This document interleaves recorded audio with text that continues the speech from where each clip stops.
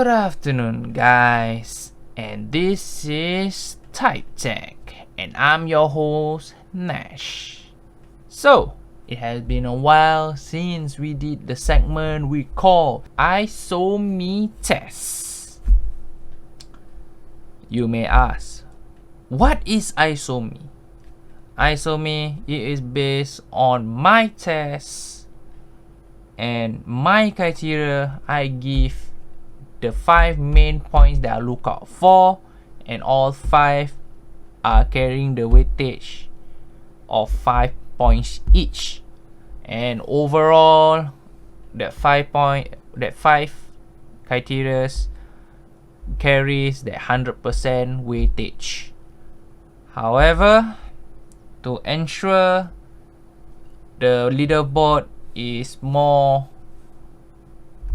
interesting to look at, I will decide to deduct 5% for each complaint I found during the usage of the earpiece. So, if that out of the way, our current leader is the Blackstone G20. Will this, the new contender, do it better than the Blackstone? One way to find out. Let's introduce our contender, the first TWS in this segment, which is called the QCY T5. This is a very cheap or a good entry earpiece to go into if you're looking for those more affordable earpiece back then, but now earpiece are getting cheaper.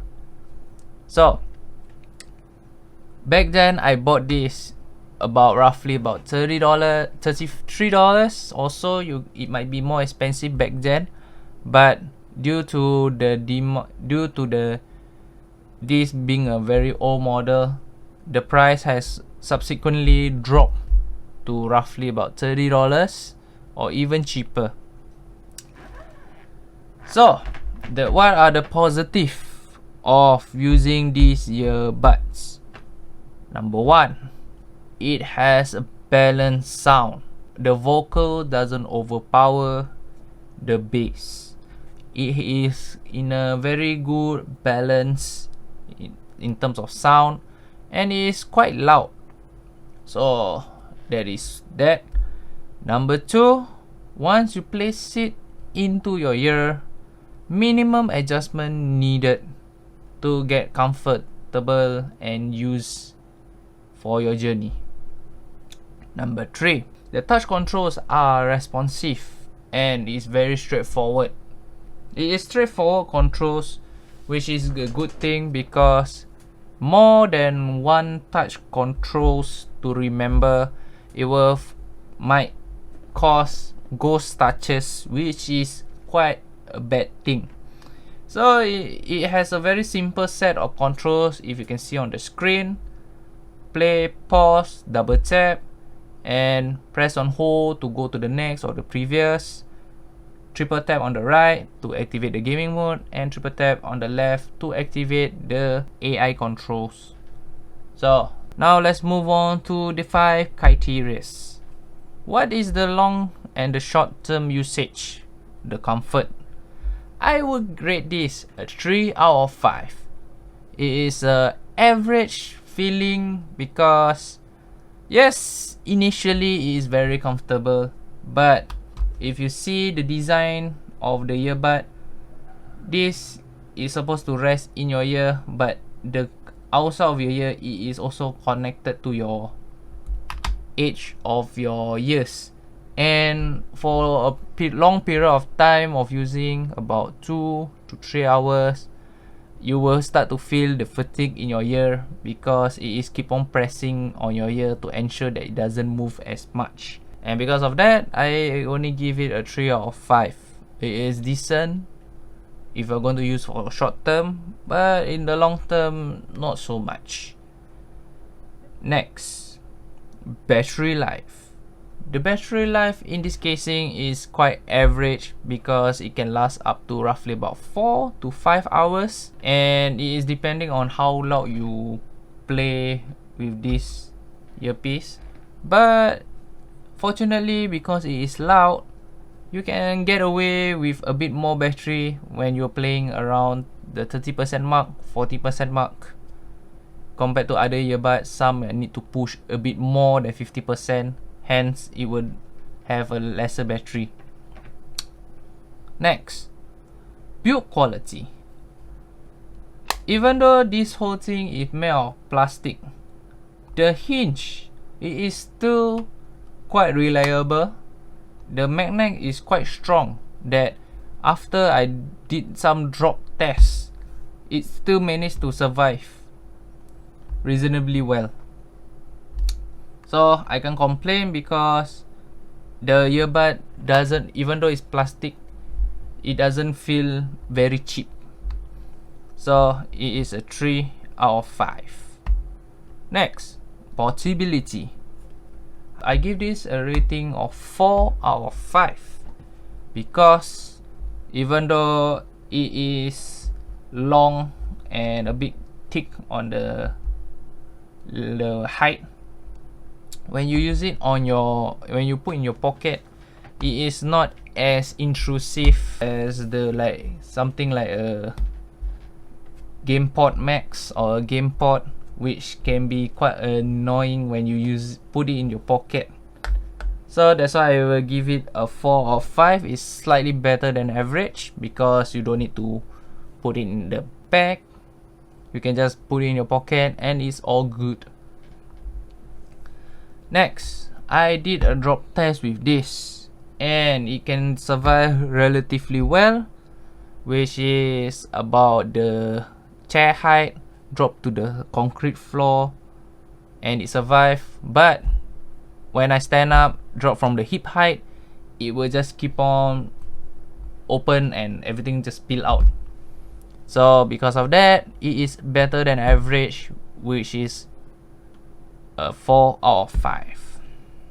Because of that, overall scores from the 5 criteria are, out of 25 points, it managed to score 17 out of 25, which brings, when it scales up to 100%, it is a 68%. Not bad. However, there are 2 minor complaints when I'm using this earpiece. Number 1, it is loose after prolonged usage. As I said earlier, the earbud, the back of the earbud, it is pressing on your ear, and since your ear is elastic, it will start to loosen the grip from the earbud. So if you're doing something vigorous, it will slightly slide out of your ear, especially like something simple as like just talking, or you open and close your mouth. Also, it will start to make your grip become looser and loosen. Second, because this is a very old model, it is running on a type micro.